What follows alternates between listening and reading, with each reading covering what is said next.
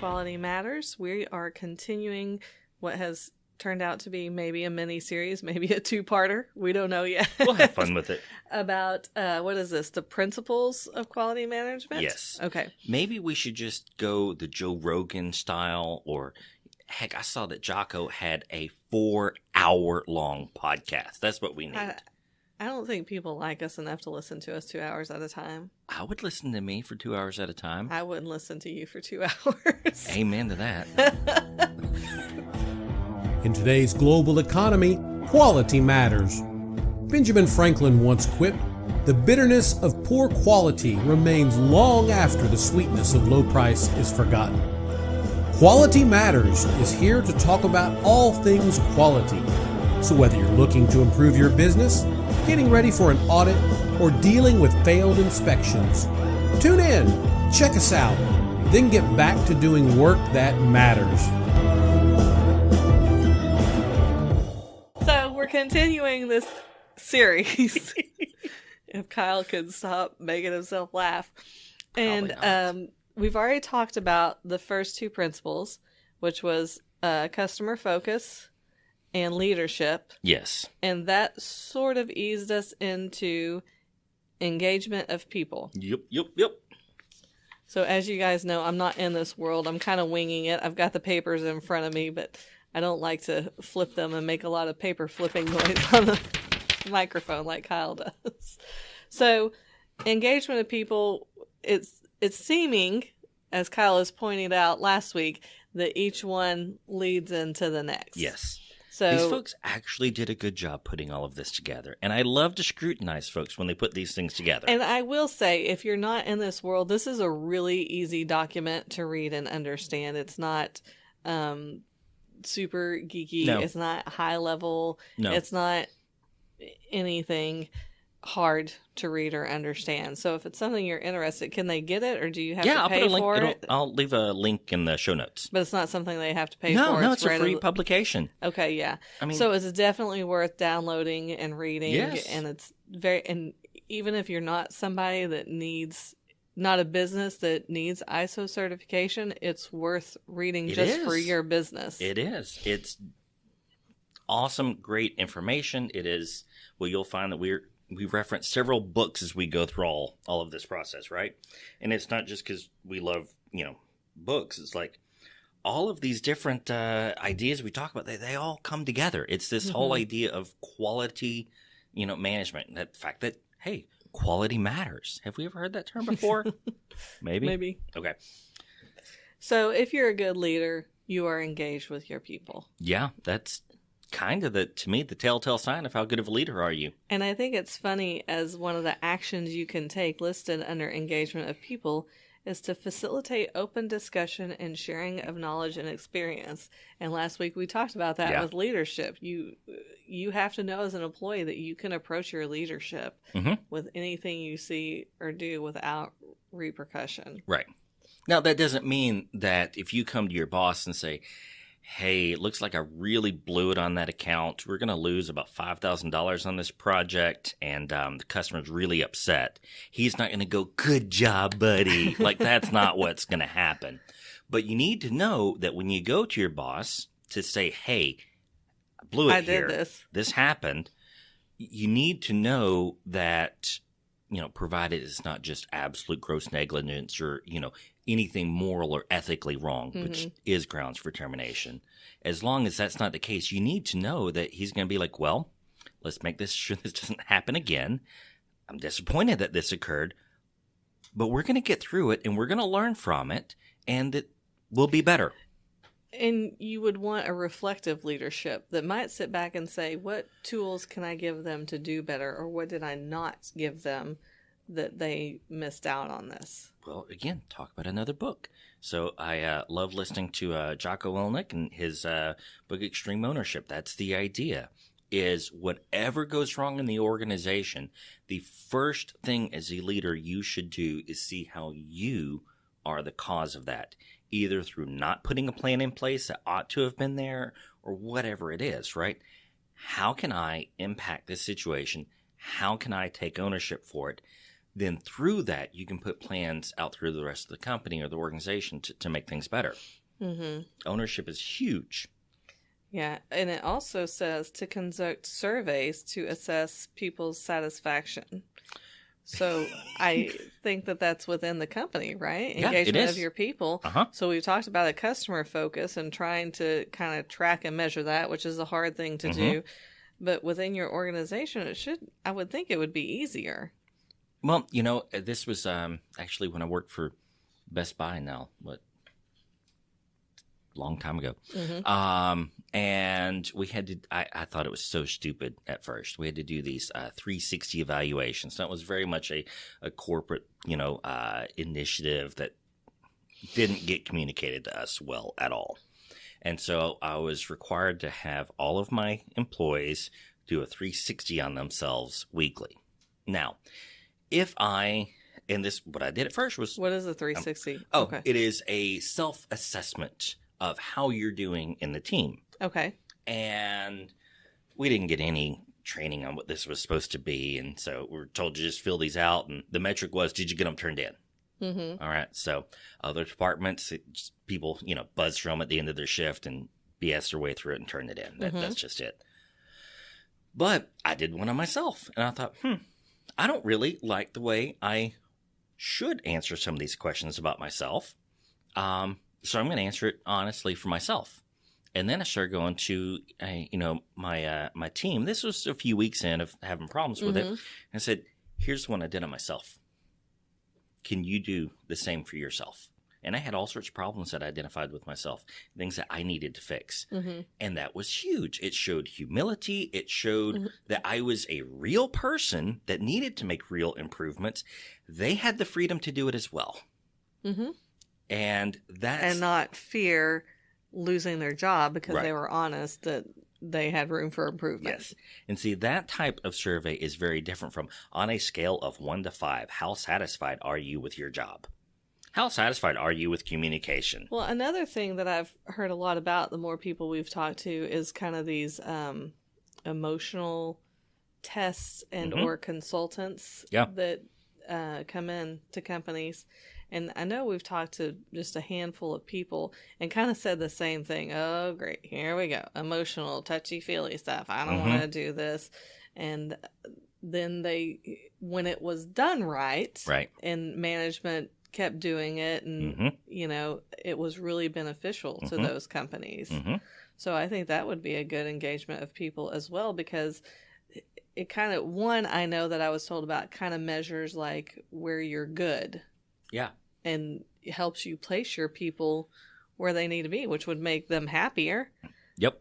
And more proficient. Yeah. And we can even see here with as small of a company as we have is how incredibly different everyone is. And my gosh, you scale up to when you've got 100 people underneath you, 200 people underneath you. Like, how do you make sure that people are in the right spot, And, I was blessed to have some good leadership at my old job because I was the IT manager there, right? But the CEO of the company at the time, he knew that I was looking to get involved in the company elsewhere, so I kind of had that initiative, right? But had never considered health and safety, and I had no idea what OSHA was. I had to figure out how it was spelled. But other people can see in you things you don't see in yourself. Exactly. And so he had the foresight that I would be good at developing this program and plan and getting the guys involved in it. And I never would have considered that myself. So I've got a huge debt of gratitude to these folks. So, not ironically, this leads us directly into the next one, which is process approach. Well, there you go. See, maybe these folks actually thought this out a little bit before they just slapped it on paper. Which is a key element of ISO 9001. You gotta do the preparation. Yes. Planning is huge. Process approach, there's all kinds of different mapping that you can use. And there is no shortage. See, the process approach, it's also not ironic that this is in the middle. Fair warning, Kyle's about to geek out. He loves this stuff. Yes, it is in the smack dab middle of these principles. It is the it is what ties, customer focus and leadership and engagement of people. It's what ties those things into the business and what you actually do. This is why I tell people quality is quality. I don't care if you're making pencils. I don't care if you're making turbine blades or if you're in law enforcement. Quality is quality. And the way that you map it through your processes is really how you learn about the business. So when we come in and start working with a company, whether it's developing software, whether it's consultation, the very first thing we do is a gap assessment. And we do gap assessments differently than other folks do because I start by mapping their processes. There are certain standard processes that every company has, right? Documented information, communication. You've got an overarching production and service provision process. You got a purchasing process. So we go through all of these standard ones. Then we take a look at your various production processes and how they tie into things. And there really are. There's probably more than 1,000 different ways that you can do this. There's entire industries dedicated to just this one piece. So I'm going to have to stop myself before I get too involved. But yes, I thoroughly love this. It's amazing how every piece of the business is connected to the other.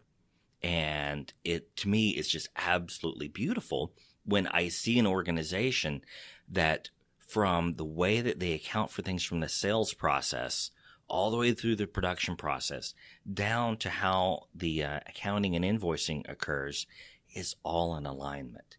And you can see how one clearly flows to the next, to the next, to the next, to the next. It's your opus.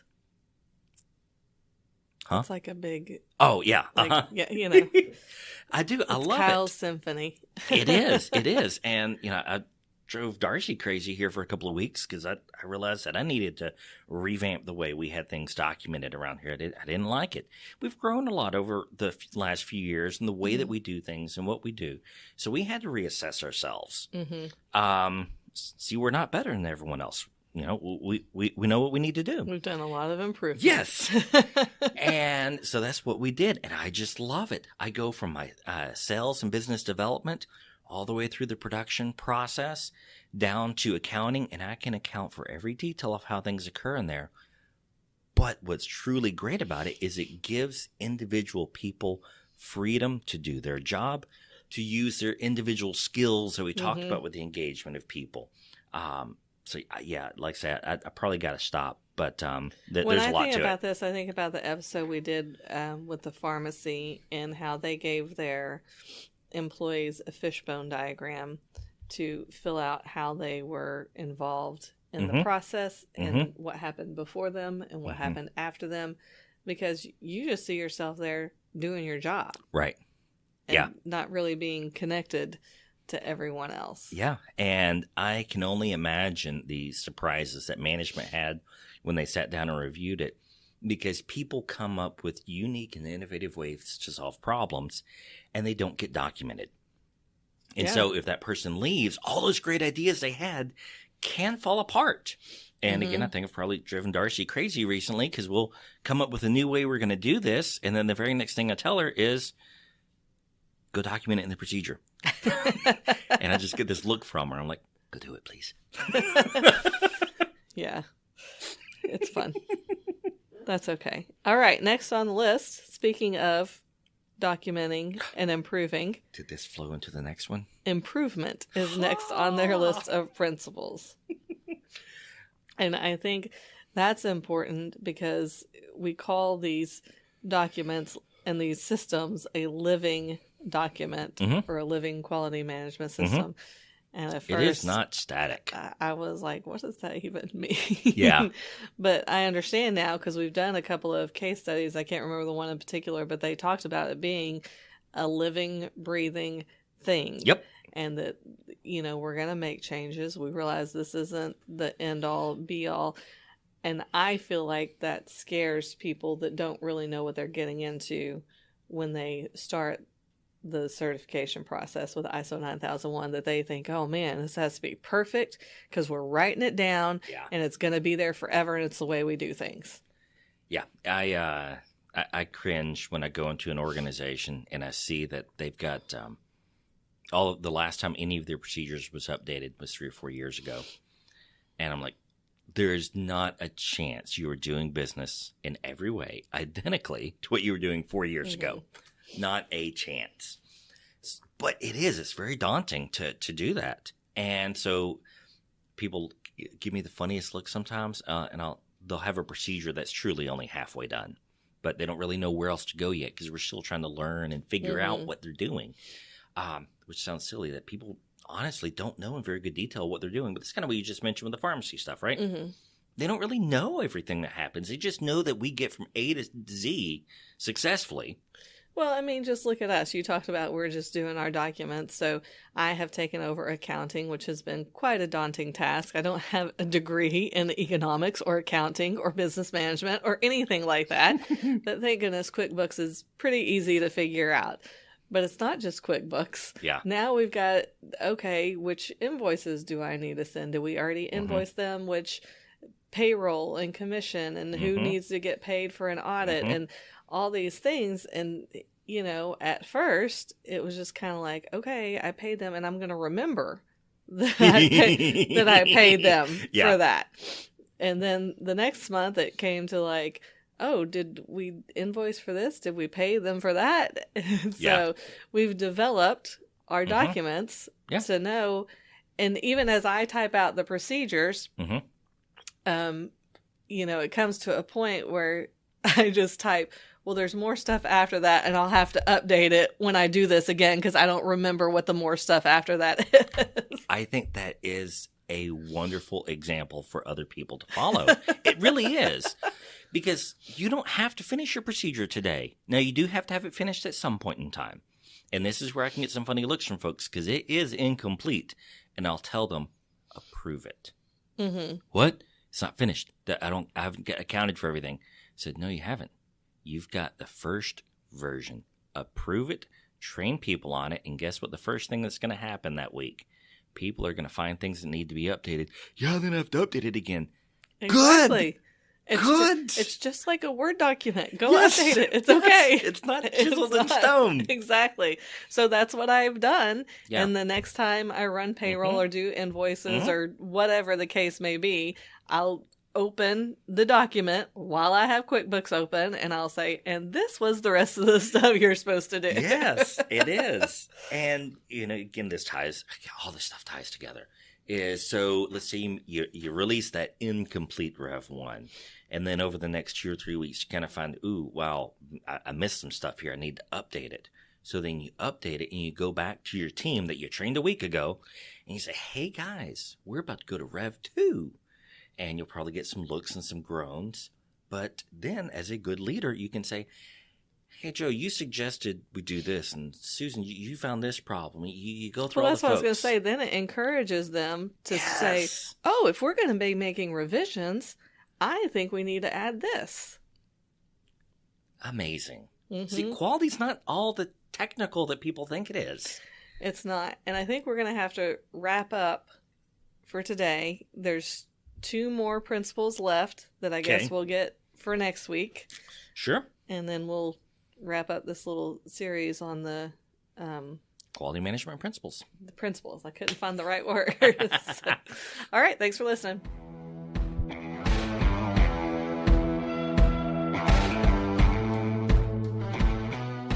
It's Kyle with Quality Matters. We have been looking at the statistics on our podcasts, and outside of the U.S., Australia is where we get the most downloads from. So, guys, we'd love to hear from you. I won't dare try to make a Australian accent because you probably make fun of my Texas accent, but we'd love to hear from you. You know, send us an email, podcast@texasqa.com, or email me directly, kchambers@texasqa.com. Comment, subscribe, let us know what you think.